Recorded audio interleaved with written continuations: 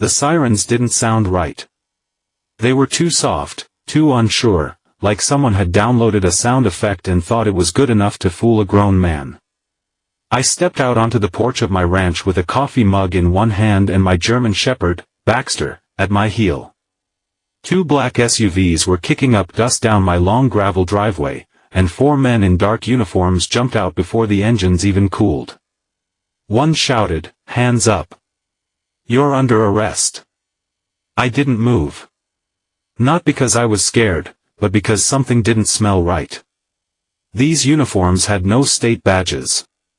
Just shiny toy store replicas. No marked patrol car.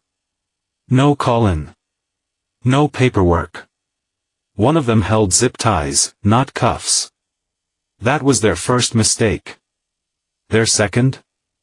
Pointing anything that looked like a weapon at me on my land. "What's the charge?" I asked calmly, taking a slow sip. My voice didn't shake.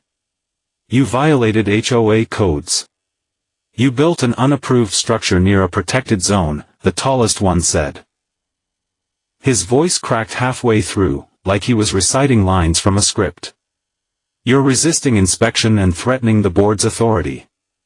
I looked past him toward the ridge behind my barn, where I just finished building a small greenhouse for my wife. It was 20 feet from the property line, completely legal. And more importantly, I didn't even live in the HOA. They'd redrawn the boundaries 5 years ago. I was exempt. Every board member knew that. But they came anyway. Dressed like cops. On a Saturday morning. Uninvited. I set my coffee down slowly on the porch rail, took one step forward, and said the words I hadn't spoken in nearly a decade. "Do you boys even know who I am?" Their eyes darted. I could see the uncertainty crack through their fake bravado. I gave them 10 seconds to figure it out. They didn't. So I pulled out my old badge. Still polished. Still sharp. James Carter, former Attorney General, State of Texas. Their faces drained. But I wasn't done. I needed answers.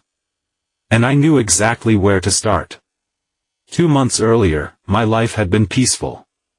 After 30 years cleaning up corporate corruption and fighting criminal fraud rings, I'd finally retired to the one place I truly loved, my late father's ranch in Willow Creek. My wife, Donna, and I spent our mornings tending to the land and our evenings watching sunburnt skies melt into the horizon. That was our routine. Until she showed up again. Her name was Rachel Turner, head of the Willow Creek HOA and my late sister's best friend. She was also the woman who once called me a soulless courtroom vulture at my own mother's funeral. She'd always hated that I inherited the ranch instead of her more community-friendly pick, my sister, Michelle. Michelle had died unexpectedly 2 years ago. Stroke. No warning. And even though we'd grown apart in recent years, the weight of losing her never fully left me. I thought Rachel had moved on too. But apparently, she hadn't. The first letter came in April. A neatly typed notice of code violation, signed by the HOA board and delivered in person, by Rachel herself. She didn't knock. Just left it pinned to my gate like a passive-aggressive warning shot. It accused me of illegally diverting irrigation lines, even though I'd used the same well water rights my father held since 1968. I sent her a polite correction with supporting documents. A week later, a second letter arrived. Then a third. Each one more aggressive, more desperate. Fines began stacking up, $200 here, $500 there, for unauthorized fencing, agricultural waste, and wildlife endangerment. All complete nonsense. When I finally called her, she played sweet, until I mentioned my attorney. That's when her mask cracked. "You might have been someone once, James," she hissed, "but out here, we make the rules now." I should have seen it then. This wasn't about my ranch. It was personal. The day after the fake cops showed up, I contacted Sheriff Daniels. A real lawman.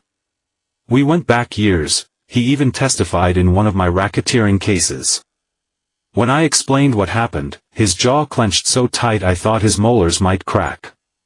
"You're telling me these punks dressed like deputies and tried to take you in over a greenhouse?" he asked. I nodded. "Said they were sent by the HOA board." "You got security footage?" "3 angles," I replied. "And audio." He smiled. "Good. Let's play their game for a bit longer. Let them think they've still got control." I didn't understand what he meant, not at first. But over the next few days, things started to fall into place.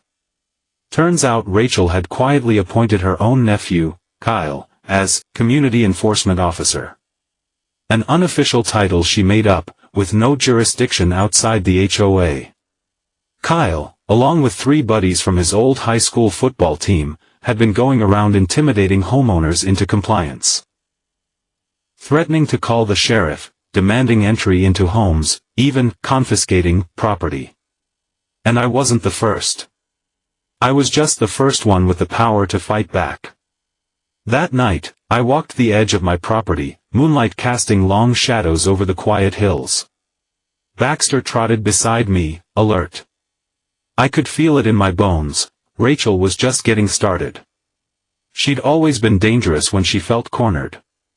But this time, she didn't realize who she had cornered. Because now it wasn't just about my land. It was about the neighbors she'd bullied. The elderly couple forced to tear down their shed. The single mom fined for leaving toys on the lawn. People who didn't have the money or the fight to push back. But I did. And I was about to bring down every last lie she built that HOA on. I didn't sleep much that night. I sat at the kitchen table with the old file box I'd dug out from the attic, each folder labeled with courtroom battles long since won. Civil suits. Land disputes. Federal indictments. It was all there, a paper trail of the years I spent dismantling schemes more complex and more dangerous than this little suburban dictatorship Rachel Turner was running. But it wasn't nostalgia that kept me up. It was strategy. By sunrise, I had a plan. First, I called in a favor. Travis Marks owed me.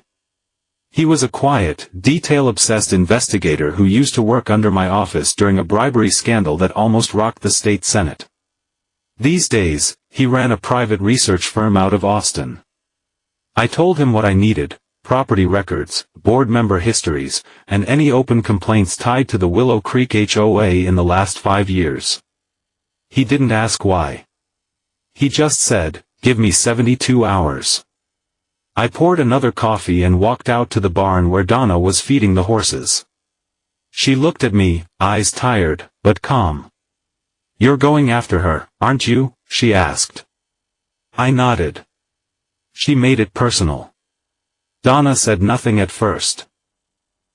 Then, with her back still to me, she added, "Don't forget why we moved out here in the first place. We weren't trying to win anymore." That hit me harder than I expected. But the truth was, this wasn't just about winning. It was about stopping something rotten before it spread any deeper. By Monday morning, Sheriff Daniels had already pulled the dashcam footage from a neighbor down the road. Sure enough, it caught Rachel's nephew, Kyle, and his 3 fake officers pulling off their uniforms in the back seat of an SUV, right after driving off my property. They were laughing. High-fiving. One of them even said, "Bet he peed his pants when we rolled up." Not quite. We submitted the footage to the county prosecutor. Now came the waiting game. But I didn't wait quietly. I started knocking on doors. First stop was the Jamesons, an older couple who had lived in Willow Creek since the 70s. Sweet folks. Their fence had mysteriously violated code and been torn down by Kyle's crew last year. They paid nearly $1,200 in fines just to avoid more trouble. When I showed them my badge and explained what was happening, Mrs. Jameson started to cry. "We thought we were just old and confused," she whispered. They weren't the only ones. Over the next 2 days, I heard stories from a dozen other residents, each more disturbing than the last. A single mother fined $600 for her son's bike being left in view. A retired Marine threatened with legal action if he didn't paint his garage to match the neighborhood palette. A family who had their American flag removed from their front porch during Memorial Day weekend, because it wasn't board approved. And in every story, one name kept coming up. Rachel Turner. Travis called me that Wednesday. His voice buzzed with urgency. "James, I got it. And you're not gonna believe this. Half the board members on the HOA are family. Cousins, nephews, Rachel's ex-husband. She stacked the board with people she could control. They've rerouted HOA funds. Over $40,000 in the last 2 years alone, into miscellaneous expenses. Most of it marked as security or landscaping. But here's the kicker." He paused. "Rachel doesn't even live in Willow Creek anymore." "What?" I said, standing up. "She moved 2 towns over a year ago. Bought a lakefront house under her LLC. She's not even a legal resident of the HOA." I stood there, stunned. Everything she was doing, from the fines to the harassment, was built on a lie. She had no legal authority to be running the board. No business enforcing rules. And no jurisdiction to send anyone to my land. I thanked Travis and hung up. Then I made one more call, to a local news anchor I'd once shared a courtroom bench with during a First Amendment case. Her name was Brianna Clark. And she had a taste for scandal, especially the kind that made HOA boards squirm. "I've got a story," I told her. "You always do," she laughed. "Fake arrests. Fraud. And a self-appointed tyrant running a board she's not even part of." There was a pause. "You just got my attention," Brianna said. "I'll be there by Friday." That night, I stood on my back porch, staring at the greenhouse Rachel had claimed violated her codes. Donna came out with 2 cups of cocoa. "You look like you're building a case," she said softly. "I'm not just building it," I replied. "I'm aiming it." She leaned against the rail, quiet. "You sure about this?" she asked. I looked out at the land my father gave me. The land Michelle once loved. The land Rachel had tried to scare me off of with fake authority and small-town politics. "I'm sure," I said. "Because if I let her get away with this, every bully with a clipboard is gonna think they can do the same." Donna didn't say anything more. She just nodded. And in that silence, we both knew. The storm was coming. And this time, I was the thunder. The first time Rachel saw her face on the evening news, she was smiling. I knew because I watched it happen.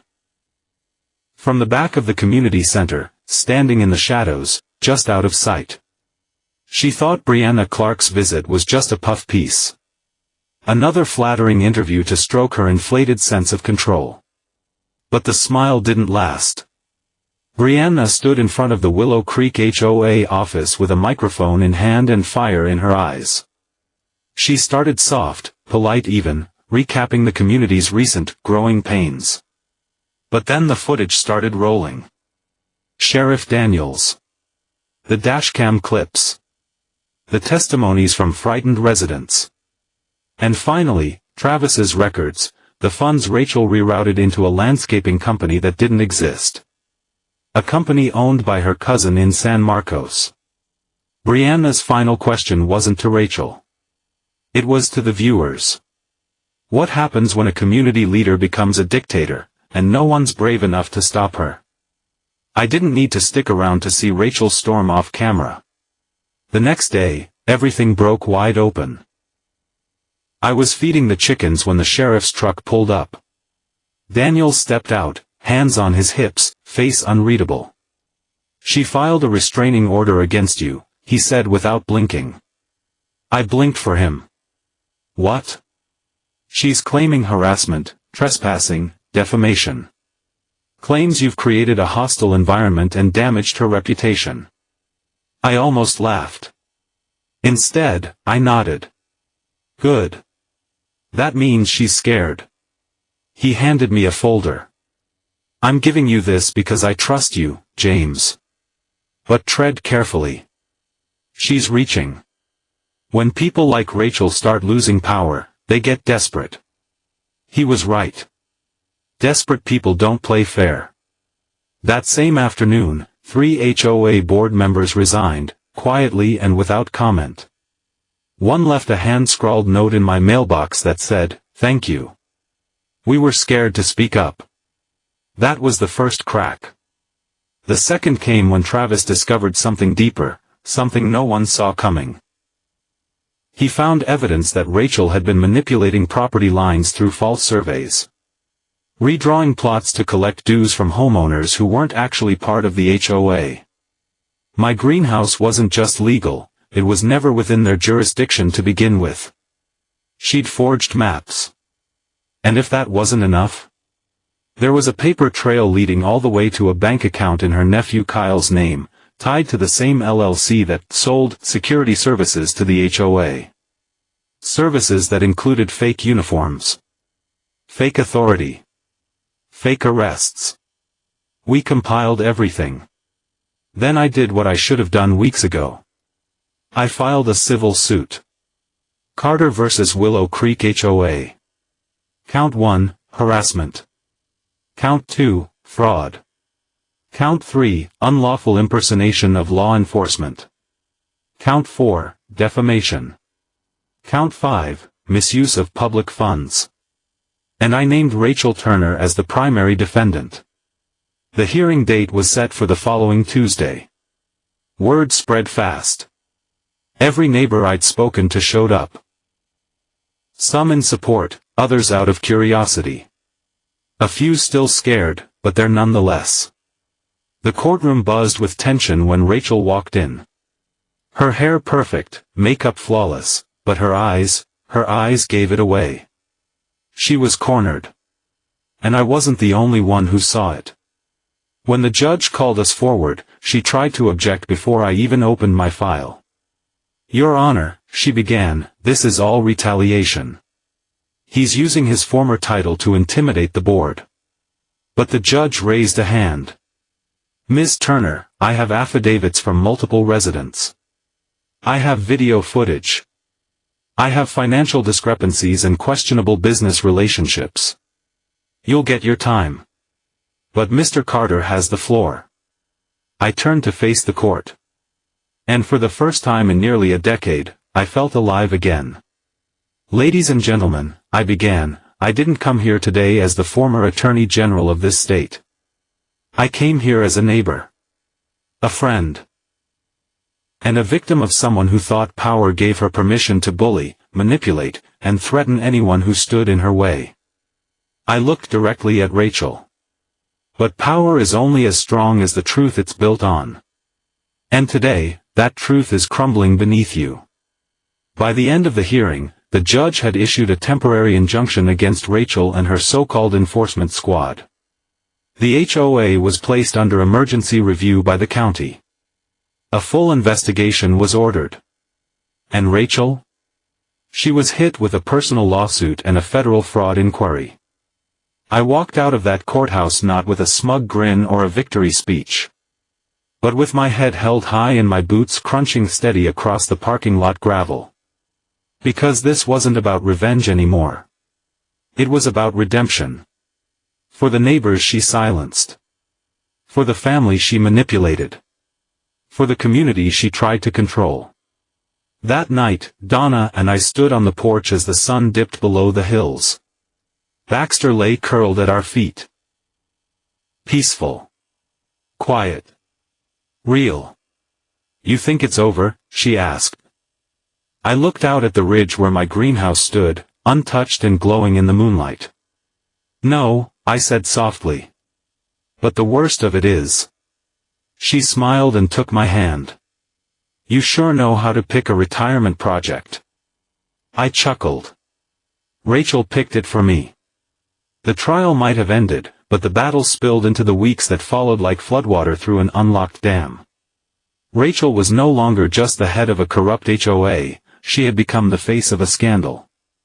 The news stations replayed the footage on loop. Neighbors who once whispered behind closed doors now spoke freely on camera. A petition to dissolve the Willow Creek HOA altogether had gathered over 500 signatures within days. Rachel, for all her bravado, had vanished. Her lakefront home in Marble Falls was quiet, the mailbox overflowing with letters and legal notices. According to Travis, she'd hired a criminal defense attorney out of Houston. Pricey, sharp, and probably worth every penny. She was facing civil penalties, possible jail time, and a full IRS audit. And not just her. Kyle, her nephew, had already confessed to impersonating law enforcement and agreed to cooperate with the investigation. He flipped faster than a pancake on Sunday morning. And still, I didn't feel relief. Not yet. Not until I stood once more before the Willow Creek residents, this time, not as a plaintiff or a witness, but as a neighbor with a voice. They held the emergency town hall meeting at the school gym. Folding chairs. Cheap coffee. Fluorescent lights that buzzed like gnats. But the place was packed. Every row filled. Some folk standing along the walls. I spotted the Jamesons near the front, hand in hand. The single mother whose son's bike had triggered a $600 fine sat beside her boy, who clutched a toy fire truck. Veterans. Teachers. Young couples. Old farmers. People who'd lived in this town for generations and never dared speak up until now. I took the mic. My voice was low, but steady. I spent most of my life fighting corruption in courtrooms. But I never thought I'd come home to find it sitting on my front porch, wearing a name tag that said HOA. A few folks chuckled. Others didn't smile at all. I continued. Rachel Turner thought this town was a stage where she could play God. But she forgot something important. Willow Creek isn't a game. It's our home. I paused. I didn't fight back because of a greenhouse. I fought back because people like Rachel rely on silence. They count on fear. And when we say nothing, we give them permission. I glanced around the room. Not anymore.